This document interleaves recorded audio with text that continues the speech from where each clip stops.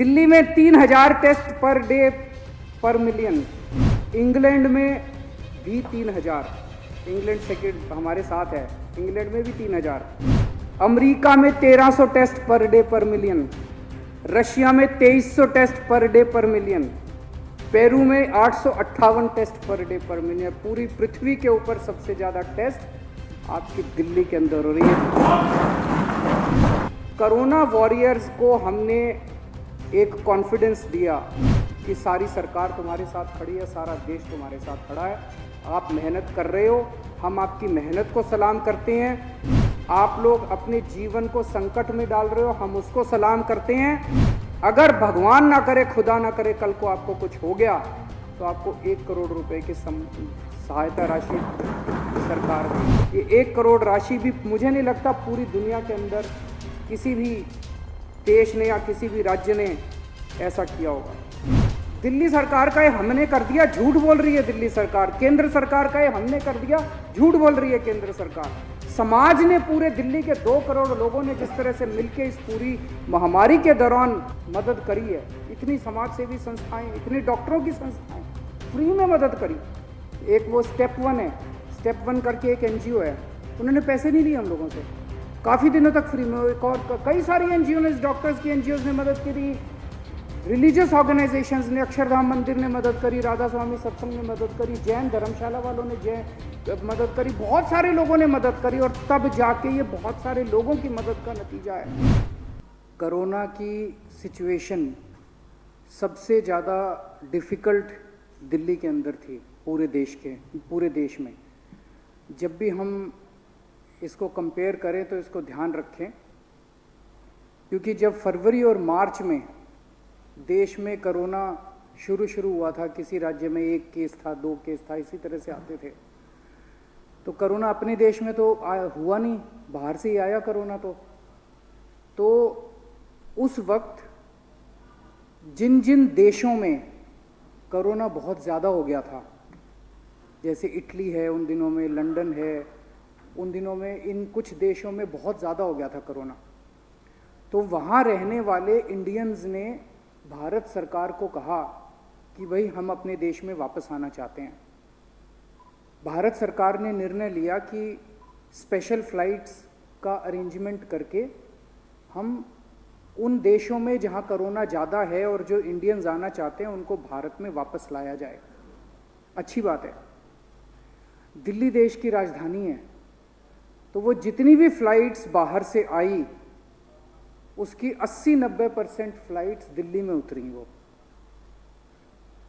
और उन दिनों में नया नया था कोरोना, किसी को कुछ ज़्यादा ज्ञान नहीं था, तो तब तक कोई प्रोटोकॉल नहीं थे, कोई ICMR की गाइडलाइंस नहीं थी, कोई क्वारंटाइन नहीं था, कोई आइसोलेशन नहीं था। तो 22 मार्च का एक लेटर है जो हमारे हेल्थ सेक्रेटरी ने सारे DMs को भेजा हुआ है, उसमें लिखा हुआ है कि पिछले 1 महीने में 32,000 यात्री बाहर से आए हैं, और वो 32,000 यात्री बाहर से आके दिल्ली के अलग अलग कोने में फैल गए हैं। उनको आइडेंटिफाई करो अब। तब तक मेरे ख्याल से 18 मार्च के आसपास केंद्र सरकार की गाइडलाइंस आई थी कि भाई जो बाहर से लोग आ रहे हैं उनको क्वारंटाइन करो, तब उसके आसपास ही आई थी।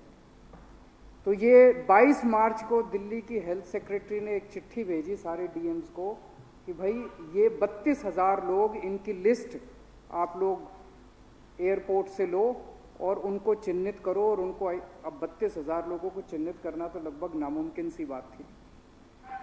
ये 32,000 लोग उन देशों से आए थे जहां बहुत ज़्यादा कोरोना था, तो आप सोच सकते हो कि इनमें से कितने सारे लोग ऑलरेडी कोरोना से संक्रमित होंगे। 5,000, 6,000, 7,000। तो दिल्ली ने 0 से शुरू नहीं करा, दिल्ली ने वहाँ से शुरू करा, 5 या 6,000 केस से तो शुरू करा दिल्ली ने। और उसके बाद लॉकडाउन हो गया, नया नया था कोरोना। मेरे को याद है उन दिनों में कोई किट नहीं थी, कोई टेस्टिंग किट नहीं थी, कोई PP किट नहीं थी, कोई टेस्ट होते ही नहीं थे। तो ये लोग चारों तरफ फैल गए, कोई टेस्टिंग नहीं हो रही थी, कुछ नहीं हो रही थी, और इन्होंने कितना कोरोना फैलाया होगा ये आप अंदाज़ा लगा सकते हो। वहाँ से दिल्ली ने शुरू करा और दिल्ली ने धीरे धीरे करते करते कोरोना पे काफ़ी हद तक, मैं ये नहीं कह रहा कि स्थिति कंट्रोल में पूरी 100% है, काफ़ी हद तक दिल्ली ने कोरोना को कंट्रोल किया। और इसमें मैं हर जगह कहता हूँ कि ये केवल और केवल एक ही चीज़ का नतीजा है, वो है टीम वर्क। हमने ये जल्दी महसूस कर लिया कि ये इतनी बड़ी महामारी है कि अकेले के बस की बात नहीं है। अगर दिल्ली सरकार इस अहंकार के अंदर रहती कि हम करेंगे और हम अकेले करेंगे तो ये कोरोना कंट्रोल होने वाला नहीं था। हमने सबकी मदद ली, हमने केंद्र सरकार की मदद ली और आज इस सदन के माध्यम से मैं केंद्र सरकार का शुक्रिया अदा करना चाहता हूं कि उन्होंने जब हमने शुरू में हमारे पास पीपी किट नहीं थे, उन्होंने दिए, हमने मांगे उन्होंने दिए। हमारे को ऑक्सीजन सिलेंडर नहीं थे, हमने मांगे उन्होंने दिए। हमारे पास टेस्टिंग किट्स नहीं थे, हमने मांगे उन्होंने दिए। बहुत जब हमने उनसे जो मदद मांगी उन्होंने हमारी मदद करी। समाज ने भी बहुत मदद करी। अकेले कोई एक सरकार इसको नहीं कर सकती। दिल्ली सरकार का ये हमने कर दिया, झूठ बोल रही है दिल्ली सरकार। केंद्र सरकार का ये हमने कर दिया, झूठ बोल रही है केंद्र सरकार। समाज ने, पूरे दिल्ली के 2 करोड़ लोगों ने जिस तरह से मिलकर इस पूरी महामारी के दौरान मदद करी है, इतनी समाज सेवी संस्थाएं, इतनी डॉक्टरों की संस्थाएं फ्री में मदद करी। एक वो स्टेप 1 है, स्टेप 1 करके एक एनजीओ है, उन्होंने पैसे नहीं लिए हम लोगों से, काफी दिनों तक फ्री में। एक और कई सारी एनजीओ ने, डॉक्टर्स की एनजीओ ने मदद करी, रिलीजियस ऑर्गेनाइजेशंस ने, अक्षरधाम मंदिर ने मदद करी, राधा स्वामी सत्संग ने मदद करी, जैन धर्मशाला वालों ने मदद करी, बहुत सारे लोगों ने मदद करी और तब जाके ये बहुत सारे लोगों की मदद का नतीजा है। तो मेरा एक, तो मैं अभी देख रहा था, वो कह रहा था ना हमने करी, वो कह रहा था ना हमने करी। मेरा बार बार ये कहना है कि सबने मदद करी। हमारी एक कमजोरी है अध्यक्ष महोदय, आम आदमी पार्टी में हमको राजनीति करनी नहीं आती और ये कमजोरी हमारी इस वक्त सबसे बड़ी ताकत बन गई कि हमें राजनीति करनी नहीं आती। तो कोई कहता था केजरीवाल झूठ बोल रहा है, इसने ठीक कर दिया दिल्ली को, हम कहते थे हाँ जी उसी ने कर दिया। कोई कहता था नहीं इसने कर दिया, हम कहते थे हाँ जी उसने। मैंने कहा जी सारा क्रेडिट सबका, जिम्मेदारी सारी मेरी। दिल्ली के लोगों ने मेरे को चुन के भेजा है और अगर दिल्ली में कहीं भी किसी भी तरह की कोई दिक्कत आती है तो वो मेरी जिम्मेदारी मेरी। आज दिल्ली मॉडल की चर्चा पूरे देश में और पूरी दुनिया में हो रही है। ये केजरीवाल की वजह से नहीं है, ये दिल्ली मॉडल हमारी वजह से नहीं है, ये दिल्ली के 2 करोड़ लोगों की मेहनत का नतीजा है कि आज दिल्ली मॉडल की चर्चा पूरे देश और पूरी दुनिया के अंदर हो रही है। और आज सबसे बड़ी ताकत दिल्ली के लोगों की क्या है? सबसे बड़ी ताकत दिल्ली के लोगों की है कि आज दिल्ली के लोगों के पास एक अच्छी नीयत की सरकार है। आज दिल्ली के लोगों के पास एक ईमानदार सरकार है। आज दिल्ली के लोगों के पास एक मेहनती सरकार है। आज दिल्ली के लोगों के पास एक पढ़ी लिखी सरकार है। ये सबसे बड़ी ताकत है दिल्ली के लोगों की। अध्यक्ष महोदय, पिछले 5-6 महीने में दिल्ली के लोगों ने कई मायनों में इस कोरोना मैनेजमेंट में कई चीजों में देश को नहीं पूरी दुनिया को राह दिखाई है। आज मेरे को इस सदन को कहते हुए बड़ी खुशी हो रही है। इस पृथ्वी के ऊपर सारे देशों को मिला के सबसे ज्यादा टेस्ट दिल्ली के अंदर हो रहे हैं, सारे देश मिला के। आज दिल्ली में 60,000 टेस्ट डेली हो रहे हैं। 2 करोड़ जनसंख्या है, तो अगर 10 लाख लोगों पे कैलकुलेट कर लो, छोटा सा ही कैलकुलेशन है, तो 3,000 के करीब टेस्ट पर डे पर 10 लाख, 10 लाख लोगों पे 3,000 टेस्ट डेली हो रहे हैं। नहीं, वो तो पर मिलियन टोटल है, मैं टोटल नहीं कह रहा, मैं पर डे कह रहा हूं। पर डे जो है 3,000 टेस्ट पर डे है। 60,000 टेस्ट, 2 करोड़ जनसंख्या। इसके कंपैरिजन में फर्स्ट दिल्ली है पूरे देश में। पहले देश की फिगर्स देता हूं। नेक्स्ट सेकंड जो है दिल्ली में 3000 पर डे पर 10 लाख। नेक्स्ट आंध्र प्रदेश है 1300 पर डे पर 10 लाख।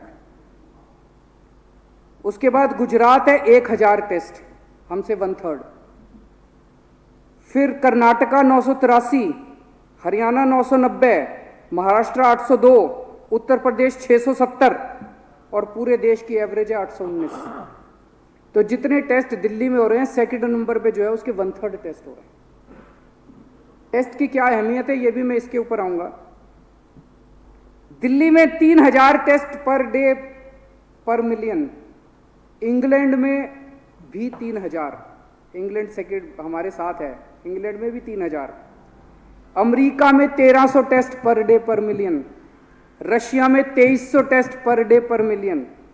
पेरू में 858 टेस्ट पर डे पर मिलियन। पूरी पृथ्वी के ऊपर सबसे ज्यादा टेस्ट आपकी दिल्ली के अंदर हो रही है।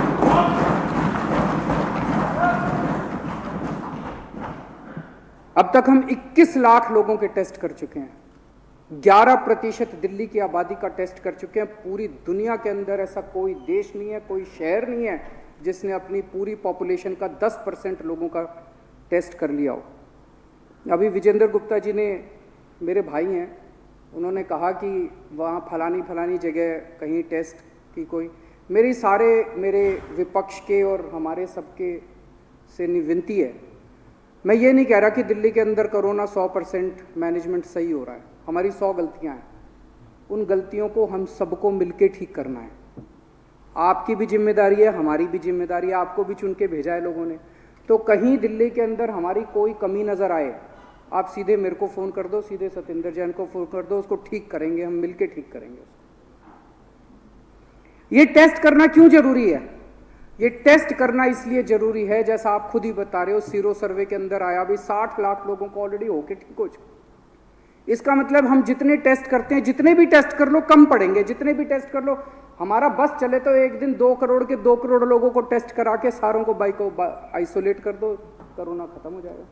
लेकिन इतने टेस्ट हो नहीं सकते, इतनी कैपेसिटी नहीं है। तो जितने हम टेस्ट बढ़ाएंगे नंबर उतने ज्यादा आएंगे ही आएंगे। लेकिन उस नंबर से नहीं घबराना, मौत से घबराना है। अगर मौत ज्यादा हो जाए, अगर लोगों को कोरोना हो रहा है ठीक हो रहे हैं, कोरोना हो रहा है ठीक हो रहे हैं, कोई बात नहीं। लेकिन अगर मौत ज्यादा हो रही है तब घबराने की जरूरत है। वो मौत हम लोगों ने बड़ी मेहनत करके एक हॉस्पिटल का माइक्रो ऑडिट करवाया हमने। यहाँ एम्बुलेंस जब पहुंचती है, कितनी देर में मरीज अंदर पहुंचता है, बेड मिलता है, उसको ऑक्सीजन दी जाती है, उसको कितना वेट करना पड़ता है। एक अस्पताल का माइक्रो मैनेजमेंट करके आज दिल्ली के अंदर डेथ रेट 0.68% है, जो मैं समझता हूँ ये भी शायद पूरी दुनिया में सबसे कम डेथ रेट होगा। पूरी दुनिया में कहीं इतना कम डेथ रेट नहीं है। तो पहली चीज, पूरी दुनिया में सबसे ज्यादा आइस टेस्टिंग आज दिल्ली के अंदर हो रही है। दूसरा, पूरी दुनिया में पहली बार होम आइसोलेशन का आइडिया दिल्ली के अंदर आया। ये कैसे आया? कोरोना तो नया था, किसी को पता नहीं था कोरोना का मैनेजमेंट कैसे करना है, कोरोना कैसे बिहेव करता है, क्या करता है। हमने देखा कि दूसरे देशों से तस्वीरें आ रही थी, कहानियां आ रही थी, इंटरनेट के ऊपर हम खूब स्टडी किया करते थे। इटली के अंदर सुनते थे, स्पेन के अंदर सुनते थे, दूसरे यूरोपियन कंट्रीज के अंदर सुनते थे कि सारे अस्पताल भर गए, सड़कों के ऊपर मरीज पड़े हैं, सीरियस मरीज सड़कों के ऊपर पड़े हैं, अस्पतालों में जगह नहीं है, बरामदे के ऊपर। हमें लगता था यार यूरोपियन कंट्रीज में अगर ये हाल है तो हमारे देश के अंदर जब ये फैलेगा तो क्या हाल होगा। तो जब वहां स्टडी किया तो पता चला कि जो पॉजिटिव आए उसको अस्पताल में भर्ती करा देते हैं, जो पॉजिटिव आए उसको अस्पताल में। तो महामारी है, लोग तो बहुत बड़ी तेजी के साथ संक्रमित होते जा रहे हैं। इतने तो बेड किसी भी देश में नहीं होंगे, चाहे कोई कितना भी डेवलप्ड कंट्री हो, इतने बेड कहां से आएंगे। तब हम लोगों ने सोचा कि इसको 2 पार्ट में बांटना पड़ेगा। जो लोग एसिम्टोमेटिक है, जिनको कोई सिम्टम नहीं है, उनको अस्पताल की क्या जरूरत है। जो माइल्ड सिम्टम वाले हैं, जिनको ज्यादा अस्पताल की दिक्कत नहीं है, उनको क्या जरूरत है। तो हमने ये तय किया कि जितने एसिम्टोमेटिक है और जो माइल्ड सिम्टम वाले हैं, उनका इंतजाम घर में होना चाहिए। उनका इंतजाम घर में करने से 2 फायदे हुए। एक फायदा तो ये हुआ कि पहले लोग टेस्टिंग नहीं कराते थे, हिचकते थे कि अगर पॉजिटिव आ गए सरकार उठा के क्वारंटाइन सेंटर में डाल देगी। कोई क्वारंटाइन सेंटर में नहीं जाना चाहता, तो लोग अगर एसिम्टोमेटिक या माइल्ड सिम्टम वाले होते थे वो कहते थे यार टेस्ट ही मत कराओ। अब जैसे ही हमने कहा होम आप अपने घर में ठीक हो जाओगे, और इसका सबसे बड़ा उदाहरण था, बचपन में कहते थे ना माता हो गई, माता होती थी, कहते थे ना माता हो गई, तो माता होती थी घर में, मम्मी जो है वो एक अलग कमरे में कर देती थी सारा इंतजाम, माता भी बड़ा संक्रमित बीमारी होती थी। तो अगर घर के अंदर पता चल जाए तो घर वाले बड़ा अच्छा इंतजाम करते हैं अपने उसका आइसोलेशन वगैरह का सारा। कुछ लोग कहते हैं घर के अंदर सबको फैल जाएगा, सबको नहीं फैलेगा, बाहर फैलेगा सबको। अस्पताल वाले उतना अच्छा इंतजाम नहीं करेंगे जितना घर वाले अपना अच्छा इंतजाम कर देते हैं। तो उससे हमने करके इनका इंतजाम करा। रोज सुबह शाम डॉक्टर फोन करता है, उनसे पूछता है कि भाई हाँ ठीक ठाक हो, टेम्परेचर कितना है, ऑक्सीजन कितनी है, ऑक्सीमीटर उनको दिया। और उनके आज मैं आपको डेटा देना चाहता हूं, अभी तक 1,15,254 लोगों का हम घर पे इलाज कर चुके हैं। 1,15,254। इनमें से 16,568 लोग अभी फिलहाल होम आइसोलेशन में हैं और 96,288 लोग ठीक हो चुके हैं घर में। 1,15,254 में से आप सोचिए डेथ कितने लोगों को हुई है? मात्र 30 लोगों की। 1.25 लाख लोगों में से मात्र 30 लोगों की होम आइसोलेशन में डेथ हुई है। ये फिगर आती है 0.03%। शायद पूरी दुनिया के अंदर इतनी लो डेथ रेट कहीं नहीं होगी। इतना सक्सेसफुल होम आइसोलेशन प्रोग्राम है, और अब इस होम आइसोलेशन प्रोग्राम की पूरी दुनिया के अंदर चर्चा हो रही है। और बहुत सारे देश अब दिल्ली के, वो जैसे इन्होंने संजीव झा ने बताया, कोरिया के एम्बेसडर ने कहा कि दिल्ली का होम आइसोलेशन मॉडल पूरी दुनिया को स्टडी करने के लिए है। तीसरी चीज जो हमने करी उसका जिक्र कम होता है, लेकिन मेरे को ये लगता है कि कोरोना वॉरियर्स को हमने एक कॉन्फिडेंस दिया कि सारी सरकार तुम्हारे साथ खड़ी है, सारा देश तुम्हारे साथ खड़ा है, आप मेहनत कर रहे हो, हम आपकी मेहनत को सलाम करते हैं। आप लोग अपने जीवन को संकट में डाल रहे हो, हम उसको सलाम करते हैं। अगर भगवान ना करे, खुदा ना करे, कल को आपको कुछ हो गया तो आपको 1 करोड़ रुपए की सहायता राशि सरकार देगी। जब ये अनाउंस करा तो डॉक्टर्स को, नर्सेज को, इन सब लोगों को एक कॉन्फिडेंस बना कि सरकार हमारे साथ खड़ी है। उनको ये लगा कि भगवान ना करे कल कुछ हो गया तो हमारा इंतजाम करने के लिए सरकार खड़ी है। ये 1 करोड़ राशि भी मुझे नहीं लगता पूरी दुनिया के अंदर किसी भी देश ने या किसी भी राज्य ने ऐसा किया होगा। और जैसा भी चर्चा हो रही थी, प्लाज्मा थेरेपी, अप्रैल और मई के महीने में हमने ट्रायल करने चालू किए थे। पूरी दुनिया के अंदर कहीं इसका, मैंने एक आर्टिकल पढ़ा था कि चाइना के अंदर प्लाज्मा थेरेपी ट्राई की गई। तब हम लोगों ने इसके बारे में चर्चा करी, हमने केंद्र सरकार से परमिशन मांगी, हमें फेज़ 1, फिर फेज़ 2 और फिर फेज़ 3 की परमिशन मिली। हमने ट्रायल्स किए, अप्रैल और मई के महीने में हमने ट्रायल किए। और मुझे बहुत खुशी है कि 2 जुलाई 2020 को दुनिया का पहला प्लाज्मा बैंक ILBS में सेटअप किया गया, और उसके बाद दूसरा प्लाज्मा बैंक LNJP में। तो हमने ट्रायल के दौरान ही इलाज करना तो अप्रैल मई से ही शुरू कर दिया था, प्लाज्मा का इलाज करना। जो ट्रायल की हमें परमिशन थोड़ी थोड़ी मिलती गई, लेकिन 2 जुलाई को हमें पहला वो मिला। और मुझे बेहद खुशी है कि हमने जो काम अप्रैल, मई, जून, जुलाई में शुरू कर दिया था, 19 अगस्त को अमेरिका के राष्ट्रपति प्रेसिडेंट ट्रंप ने ऐलान किया कि अब अमेरिका भी प्लाज्मा थेरेपी लागू करेगा। अभी तक अध्यक्ष महोदय 1965 लोगों को दिल्ली में प्लाज्मा दिया जा चुका, 1965 लोगों की जान बचाई जा चुकी है प्लाज्मा थेरेपी करके। मुझे बेहद खुशी है कि दिल्ली के लोगों को इस टाइम पूरे देश के, अपने देशवासियों का, बहनों भाइयों की सेवा करने का मौका मिल रहा है। आज दिल्ली के अस्पतालों, पूरे देश के अंदर लोगों को अगर भरोसा है तो दिल्ली के अस्पतालों के ऊपर भरोसा है। पूरे देश भर से, सरकारी अस्पतालों में भी और प्राइवेट अस्पतालों में भी, राजस्थान से लोग आ रहे हैं, मध्य प्रदेश से लोग आ रहे हैं, उत्तर प्रदेश से लोग आ रहे हैं, झारखंड से लोग आ रहे हैं, बिहार से लोग आ रहे हैं, पंजाब से लोग आ रहे हैं।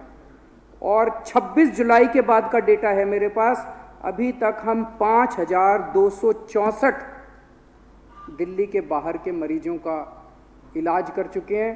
दिल्ली को इस बात का फख्र है कि हम लोग अपने पूरे देशवासियों का इस टाइम सेवा कर रहे हैं, सबका हम इलाज कर रहे हैं।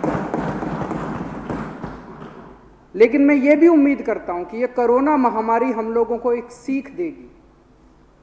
आज दिल्ली ने इतनी जल्दी टर्न अराउंड करा क्योंकि हमने 5 साल के अंदर दिल्ली के स्वास्थ्य के सेक्टर में इतना इन्वेस्ट किया था।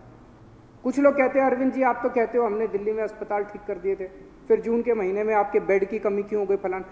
दिल्ली कोरोना की महामारी एक स्पेशल किस्म का इलाज मांगती है। जैसे हमारा एलएनजेपी हॉस्पिटल में हार्ट की भी इलाज होता है, न्यूरो का भी इलाज होता है, इसका भी इलाज होता है, तो अलग अलग डिपार्टमेंट थे। कोरोना वाले में तो केवल ऑक्सीजन चाहिए, तो अब सारे डिपार्टमेंट खत्म करके सारे बेड्स को ऑक्सीजन बेड्स में कन्वर्ट करना पड़ा।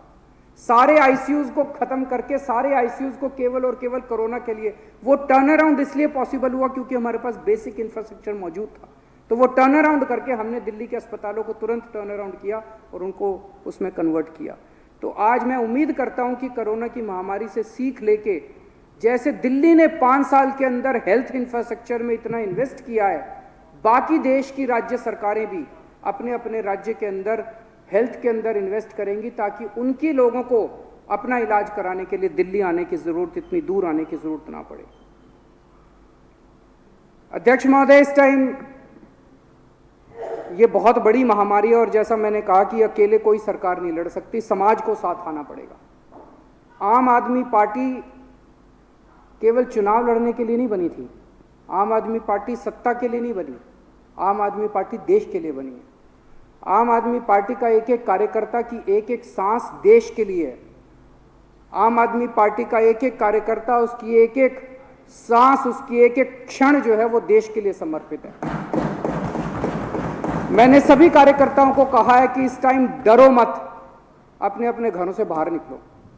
जो जो राज्य सरकारें, ये समय एक दूसरे के ऊपर आरोप प्रत्यारोप का नहीं है, सारी राज्य सरकारें अच्छा काम कर रही हैं, केंद्र सरकार अच्छा काम कर रही है, हमें किसी को क्रिटिसाइज नहीं करना। और हर राज्य के अंदर ऑक्सीमीटर उठा लो और ऑक्सीमीटर लेके घर घर जाके चेकिंग करो। जिसकी ऑक्सीजन, जैसे इन्होंने बताया, अगर इनके घर में ऑक्सीमीटर नहीं होता, इनकी तब तक टेस्टिंग नहीं हुई थी, हो सकता है उस रात इनके साथ कुछ अनहोनी ना हो जाती। ये तो ऑक्सीमीटर था, इन्होंने चेक कर लिया, पता चला 90 से कम थी ऑक्सीजन। 90 से कम ऑक्सीजन बड़ी क्रिटिकल होती है। तो अब ऑक्सीमीटर ले लेके सारे देश के अंदर आम आदमी पार्टी के कार्यकर्ता घर घर जा रहे हैं। अगर किसी की ऑक्सीजन कम हो तो उसको अस्पताल ले जाके उसको ऑक्सीजन दिलाने में मदद कर रहे हैं। ये भी मुझे लगता है जो ऑक्सीमीटर का कोई कह रहा था, जिस स्केल के ऊपर ऑक्सीमीटर का कैंपेन चल रहा है, ये तो आम आदमी पार्टी का नाम गिनीज बुक के अंदर आना चाहिए। इतने बड़े स्तर के ऊपर ऑक्सीमीटर का कैंपेन शायद किसी ने नहीं किया होगा इस पृथ्वी के ऊपर। तो अध्यक्ष महोदय, ये समय बड़ा कठिन समय है। मानव जाति के इतिहास में इतनी बड़ी महामारी कभी नहीं आई। बस एक ही चीज़ ध्यान रखनी है, इस वक्त सारी राजनीति परे करके सबको मिलके संगठित होके इंसानियत के लिए काम करना है। अपनी सारी ईगो भूल के, अपनी सारा अहंकार भूल के, सारा सब कुछ भूल के सबको मिलके काम करना। बहुत बहुत शुक्रिया।